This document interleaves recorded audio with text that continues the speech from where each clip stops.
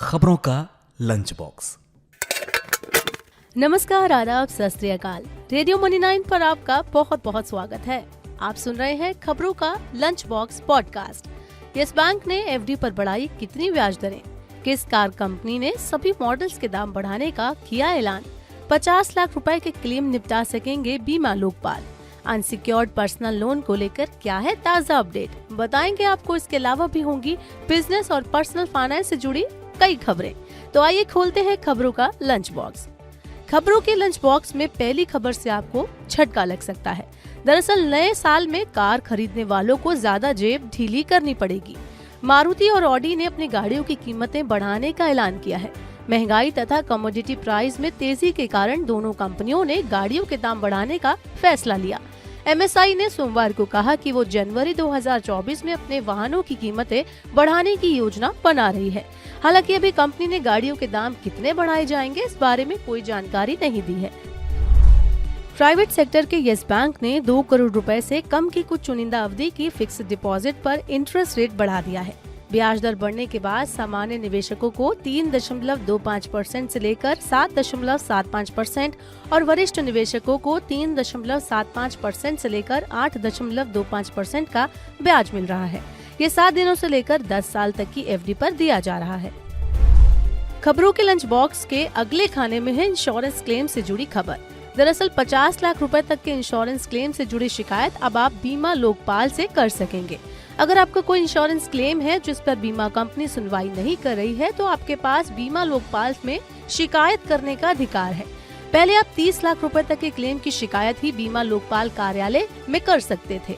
अब इसे बढ़ाकर 50 लाख रुपए कर दिया गया है। हाल ही में वित्त मंत्रालय ने इसके नियमों में बदलाव किया है। इन बदलाव से अधिक रकम वाली शिकायतों का निपटारा हो सकेगा। Global ratings agency S&P rating ने मौजूदा वित्त वर्ष के लिए भारत के जीडीपी ग्रोथ अनुमान में बदलाव किया है। S&P रेटिंग्स ने सोमवार को चालू वित्त वर्ष 2023-24 के लिए भारत का वृद्धि अनुमान 6% से बढ़ाकर 6.4% कर दिया। एजेंसी ने कहा है कि मजबूत घरेलू गति ने उच्च खाद्य मुद्रास्फीति तथा कमजोर निर्यात से उत्पन्न बाधाएं दूर होती दिख रही हैं, जिसके चलते वृद्धि अनुमान को बढ़ाया गया है। एजेंसी ने कहा कि कमजोर वैश्विक वृद्धि, उच्च आधार और दरों में बढ़ोतरी के विलंबित प्रभाव के बीच वित्त वर्ष की दूसरी छमाही में वृद्धि धीमी रहने का अनुमान है। केंद्र सरकार ने 5वें और 6ठे वेतन आयोग के अनुसार सैलरी पाने वाले केंद्रीय कर्मचारियों का महंगाई भत्ता यानी डीए बढ़ाने का ऐलान किया है। सेंट्रल पब्लिक सेक्टर एंटरप्राइजेस यानी CPSE में काम कर रहे इन कर्मचारियों के डीए में ये बढ़ोतरी 1 जुलाई 2023 से प्रभावी होगी।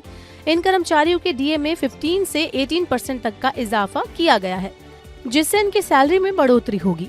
वित्त मंत्रालय के डिपार्टमेंट ऑफ पब्लिक एंटरप्राइजेस ने एक ऑफिस मेमोरेंडम जारी कर इसकी घोषणा की है। इस फैसले के बाद कर्मचारियों को दिसंबर से बढ़ी हुई सैलरी मिलेगी। इनमें जुलाई और नवंबर के बीच की अवधि का एरियर भी शामिल होगा। देश में अनसिक्योर्ड पर्सनल लोन की वैल्यू में पिछले 6 साल में 4 गुना की बढ़ोतरी देखने को मिली है। एक रिपोर्ट के अनुसार फाइनेंशियल ईयर 2017 के 4.26 लाख करोड़ रुपए के मुकाबले फाइनेंशियल ईयर 2023 में अनसिक्योर्ड पर्सनल लोन की वैल्यू बढ़कर 13.3 लाख करोड़ रुपए हो गई है। केयर रेटिंग्स के आकलन के मुताबिक इस दौरान ओवरऑल पर्सनल लोन की संख्या लगभग 3 गुना बढ़कर 51.7 लाख करोड़ रुपए पर रही है। तेज रफ्तार से बढ़ रहे पर्सनल लोन की वजह से ही पिछले हफ्ते बैंकिंग रेगुलेटर RBI ने बैंकों के लिए अनसिक्योर्ड पर्सनल लोन के रिस्क वेट में बढ़ोतरी की है।